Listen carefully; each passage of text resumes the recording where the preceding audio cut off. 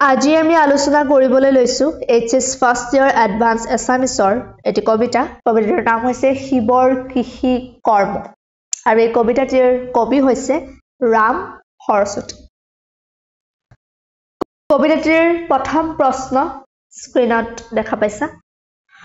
ভীমক ভাত খোৱাবলৈ গৈ পাৰ্বতীৰ অৱস্থা কি হৈছিল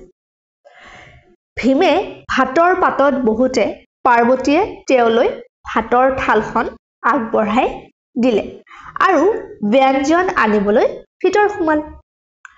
খুধা ভাতখিনি একে গৰাহে খাই ভীমে শেষ কৰি দিল পাৰ্বতীয়ে আঞ্জা দিবলৈ আহি যেতিয়া উদং থালখন দেখিলে আচৰিত হ'ল আৰু তেওঁৰ নিজৰ ওপৰতে ডাউট হ'ল যে ভীমক ভাত দিছিল নে খুধা থালখনকে দিছিল এনেকৈ মনত পেলাব চেষ্টা কৰিছে কাৰণ ভাতখিনি দি আঞ্জাখিনি আনিবলৈ পাকঘৰত সোমাতে উভতি আহি দেখা পায় থালত ভাত নাই এইবাৰ পাৰ্বতীয়ে কি কৰিলে থাল উপচাই ভাত দিলে ভীমক তাকো ভীমে একে গৰাহে খাই শেষ কৰি দিলে তাকে দেখি পাৰ্বতীয়ে পুনৰ ভাত দিলে আকৌ ভীমে কি কৰিলে দুই গৰাহতে গোটেই ভাত খাই দিলে আচৰিত হৈ পাৰ্বতী পাকঘৰত সোমাল এইফালে ভীমে মাতি আছে যে মোৰ ভোক পলোৱা নাই আৰু ভাত লাগে আৰু পাৰ্বতীয়ে পাকঘৰত গৈ দেখে চৰুত ভাতে নাই নেক্সট প্ৰশ্নটি হৈছে কি পৰিস্থিতিত শিৱই খেতি কৰিবলৈ সন্মত হৈছিল শিৱৰ কৃষি কৰ্মৰ এটি বৰ্ণনা দিয়া ভীমক ভোক পলুৱাই ভাত খুৱাব নোৱাৰাত ভীমে শিৱৰ গৰু চৰাবলৈ অমান্তি হ'ল আৰু ভীমে নানা কথাৰে শিৱৰ পৰিয়ালক ভৰ্তসনা কৰিবলৈ ধৰিলে শিৱৰ ঘৰত খাবলৈ খুদকণ নাই অথচ আটায়ে ভাঙৰ গুড়াহে খুন্দি থাকে ভাঙে সকলোৱে পঞ্চামৃত বুলি গ্ৰহণ কৰে খুজি মাঙি অনা চাউল মুঠিৰে কাৰ্তিক আৰু গণপতিৰ কোনোমতে পেট ভৰে খাবলৈ নাপায় ভীমে কি কৰে ডম্বৰু বজায় ভীমৰ এনে কথা খাবলৈ নাপায় শিৱই ডম্বৰু বজায় বুলি এনেকৈ ভীমে নানানটা কথা ক'লে তেতিয়া ভীমৰ কথা শুনি পাৰ্বতীয়ে লাজ পালে কাৰণ লাজ পাবই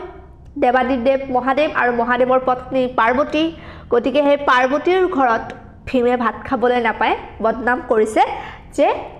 শিৱৰ ঘৰত কি নাই খুদকণো নাই সবে ভাং খায় কেৱল ভাং খাই জীয়াই থাকে আৰু খুজি মাগি যিখিনি চাউল আনে সেইখিনিৰে গণেশ আৰু কাৰ্তিকৰ পেটটো কোনোমতে ভৰে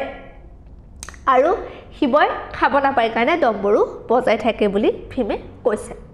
পাৰ্বতীয়ে লাজ পালে ভীমৰ কথা শুনি তেওঁ গৈ শিৱক হাতনি ধৰিলে নিজৰ পতিক কি বুলি যে খুজি মাগি অনা খুদ চাউলেৰে ঘৰ নচলে সেইবাবে খেতি কৰাই ভাল এই কথা শুনি শিৱই ক'লে যে তেওঁৰ বাবে খেতি কৰা দুসাধ্য কাৰণ ঘৰত ফুটা কৰি এটাও নাই খেতি কৰিবলৈতো যোগাৰ লাগিব খৰচ লাগিব তেতিয়া পাৰ্বতীয়ে দিহা দিলে যে বাহবৰ পৰা কৃষি ক্ষেত্ৰ লওক কুবেৰৰ পৰা কঠীয়া লওক আৰু বলৰামৰ পৰা নাঙল লওক আৰু যমৰ পৰা মহ খোজক তাৰ পিছত ত্ৰিশূলেৰে নাঙলৰ ফাল তৈয়াৰ কৰি লেই হ'ল আৰু তেনেকৈ খেতি কৰিলে খেতি হৈ যাব আৰু শিৱ আছিল পত্নীব্ৰতা পত্নীয়ে যি কয় শিৱই শুনে গতিকে পত্নীৰ কথা মতে শিৱই কৃষি কাৰ্যত কি কৰিলে সন্মতি প্ৰদান কৰিলে নেক্সট প্ৰশ্নটো হৈছে শিৱৰ খেতি কেনেদৰে নষ্ট হৈছিল ইয়াৰ পৰিণতি কি হ'ল প্ৰথমবাৰ শংকৰে খেতি কৰাৰ পিছত পাৰ্বতীয়ে মনে মনে পকা ধান চাওতে মুখেৰে উহ আহ উচ্চাৰণ কৰিছিল আৰু সেই শব্দৰ পৰাই খুবা খুবি ওলাই ধান পৰি সাৰসাৰ কৰিলে মানে নজৰ লাগি গ'ল দ্বিতীয়বাৰ খেতি কৰাৰ পিছত ভীমে ধানৰ আগ আনিলেগৈ যিটো খেতি হ'ল ভীমে আনিব কৈছে কিন্তু নিজ হাতেৰে সৰু সৰুকৈ 3টা মুঠি দেখুৱাই ভীমে পুনৰ শিৱক ভঙুৱা বুলি ভৰ্ৎসনা কৰাত শিৱৰ খং উঠিল যে ভাং খাই খাই শুই এনে বহি থাকে খেতি ভালকৈ নকৰে এই 3 মুঠিহে ধান হৈছে বুলি ভীমে কি কৰিলে ঠাট্টা কৰিলে আৰু তেতিয়া শিৱৰ খং উঠি কি কৰিলে ধানত জুই লগাই দিলে তেতিয়া ভীমে আচাৰি জুই নুমাবলৈ চেষ্টা কৰিছিল কিন্তু জুই নুমা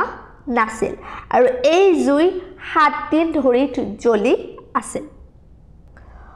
অৱশেষত শিৱই এদিন কমণ্ডলৰ পানী ছটিয়াই তাক কি কৰিলে ঠাণ্ডা কৰিলে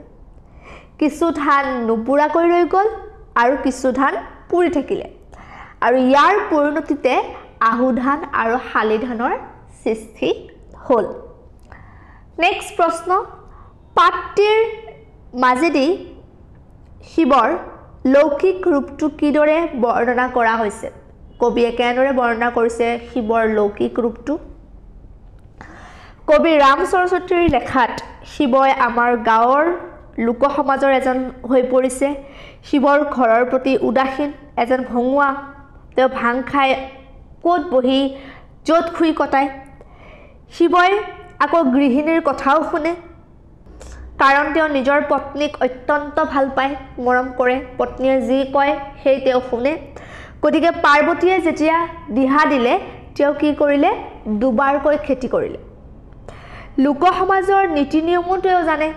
সেইবাবে পাৰ্বতীক পথাৰত পকা ধান নাচাবলৈ উপদেশ দিছিল যে তুমি পকা ধান চাবলৈ নাযাবা কাৰণ নজৰ লাগিব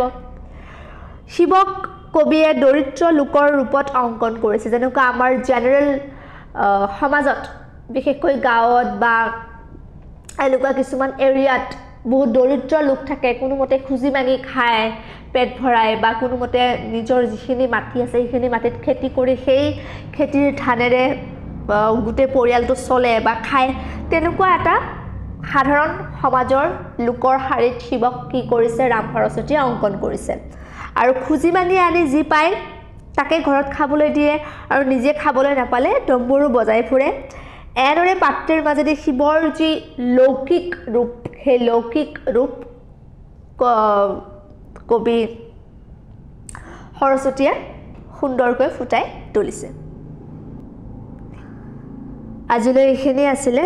ধন্যবাদ